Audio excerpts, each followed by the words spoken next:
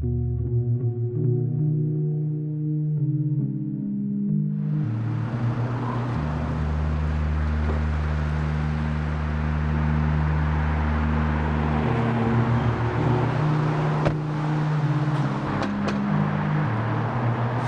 and welcome to this week's Inside Ulster.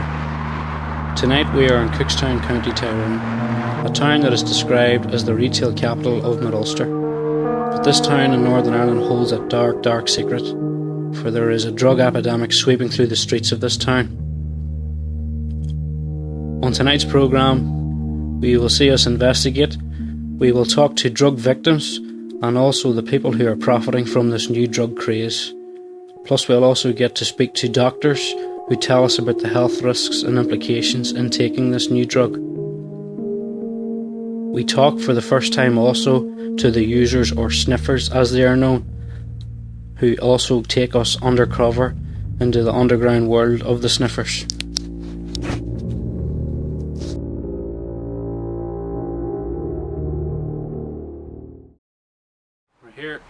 I'm here with Reformed Councillor Peter Pants today. Peter, you're actually a member of the Ulster's Health Board now. Yes. To try and kick this habit. Yeah. Can you tell me, where did this all start?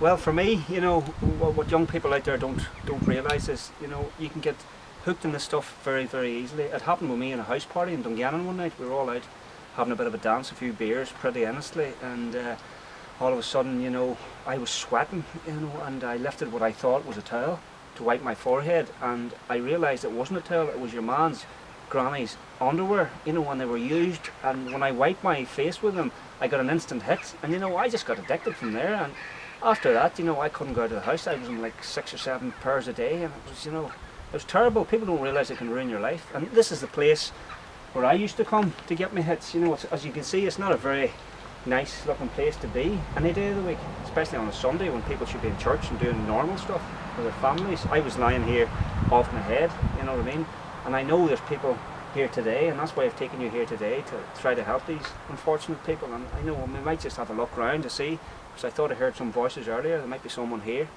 People still actually use this? People are doing it, you know. People don't realise out there how many people are actually on this stuff, you know, and it's terrible. It's a really terrible thing, and you know, I'm just trying to help people. That's all I want to do. I don't want people to end up, you know, the way I was, because you know, I lost everything, like, you know. So this is the places where I used to come, you know, and you know, there's a couple of guys here now, and we'll just hopefully go over and maybe try to have a word with them.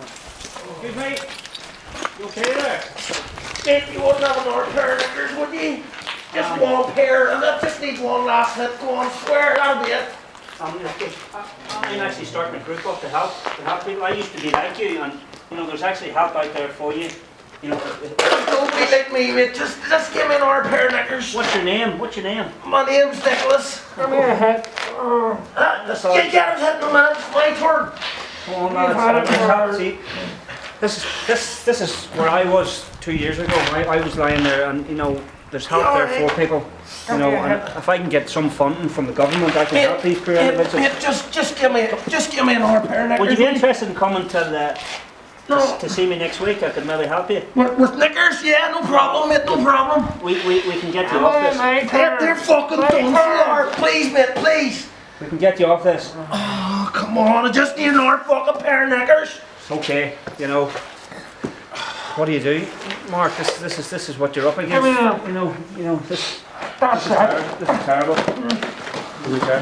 It's through this actual location they actually used to manufacture. Yeah, well, it's ironic because we're in the old knicker factory in Cookstown, and this actually, you know, is where they used to make underwear for years. There was like thousands of people employed in Cookstown, and now this is people have lost their jobs, and this is what they've turned to. Give me a pair of knickers.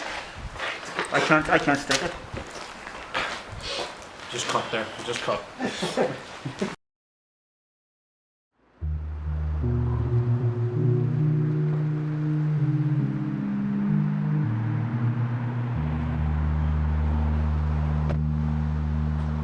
I'm here now in Cookstown in a secret location with an undercover police officer. For the interview, I'm actually just going to call him John. Excuse me, could you call me something else? John's my real name. Sorry, what can I call you? Yeah, Elvis. Call me Elvis. Right. Elvis, can you tell me where this whole craze actually started from? No one really knows. Some people think it started in the back streets of China or Dungannon or somewhere, but you know, it doesn't matter where it happened. The thing is, in the Olympic Village in London in the 2012 Olympics last year, what happened was there was like 10,000 kilos of ladies' underwear, sports ladies' underwear went missing. And we know from different people, we're not going to give any names away, that all these underwear was shipped to Cookstown, and there's a lot of people making a lot of money out of this, and we're going to have to stop it. You know, we've got people all over the place undercover, and you know, these guys aren't going to get away with this because they're making too much money. They're making over £1 million a year out of this, and it's ruining people's lives. That's it.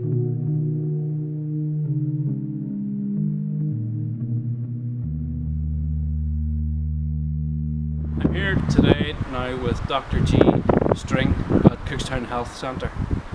Dr. G, is it true that this drug can really cause really bad side effects and things? Like, I actually heard a phrase that caused brain damage to one guy sniffing that hard. He was, and the case in question is currently in registration, so I cannot possibly comment, except to say that the panties were the sole cause of his problems. They affect the central nervous system, the outer nervous system as well, very complicated. The brain is very affected, sudden twitching, especially in mass. And it's just, I could give you a list if I knew more, but I don't. So it's all fairly new to... some of the knickers are new, some of them are not, and I just stress to people about the whole thing with panties is keep it clean, you know, just keep them clean.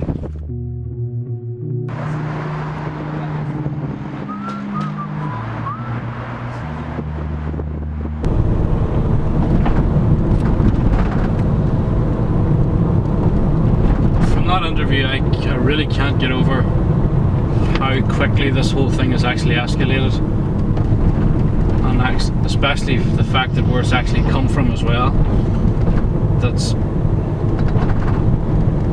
That for something so unlikely 10 years ago could actually be turned into one of the most dangerous addictive things actually on the planet today. And like, if it started in Cookstown, like, it's bound to spread worldwide, this whole trade. It's absolutely shocking. Sorry, I thought I'd just turn it off. Sorry, 2 seconds. No number. Hello? Yes, this is him.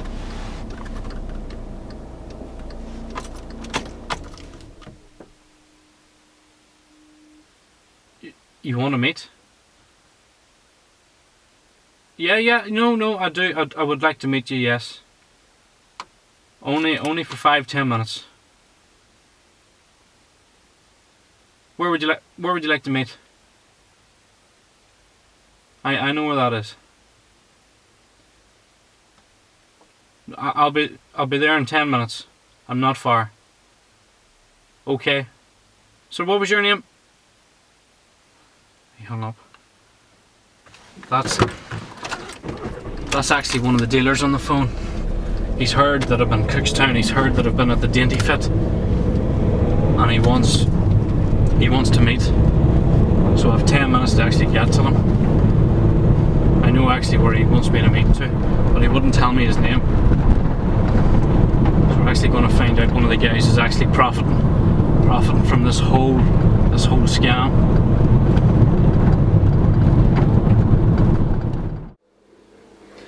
I'm here in Cookstown again with one of the dealers, and basically I'm here just to want to ask him a few questions. I've been here and you've been snipping about. What is it you want to know?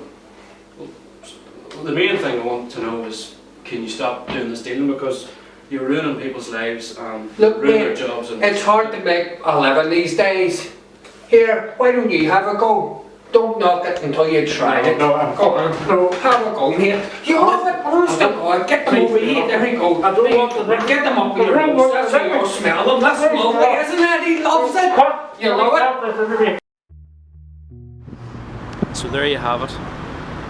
many decades later, when our grandparents were actually creating these garments in the Cookstown Dainty Fit, people's lives have now been ruined, and their lives have ended in the Dainty Fit in Cookstown, where these actual garments were actually produced. We spoke to both police, drug users, and luckily we managed to get speaking to one of the dealers. But as you can see from them interviews, that this problem isn't going to go away overnight. There is no quick fix. There's far too much money to be involved, far too much money to gain from this, and unfortunately people's lives are getting ruined along the way. So the only thing is we can just hope and pray that this will disappear. This is Mark from inside Ulster, Cookstown. Oh, these mine? Oh, thanks. Let's get it started. Let's get it started in here. Let's get it started. Let's get it started in here. Let's get it started. Let's get it started in here. Let's get it started. Let's get it started in here. Yeah. Lose control of body and soul. Don't move too fast, people just take it slow. Don't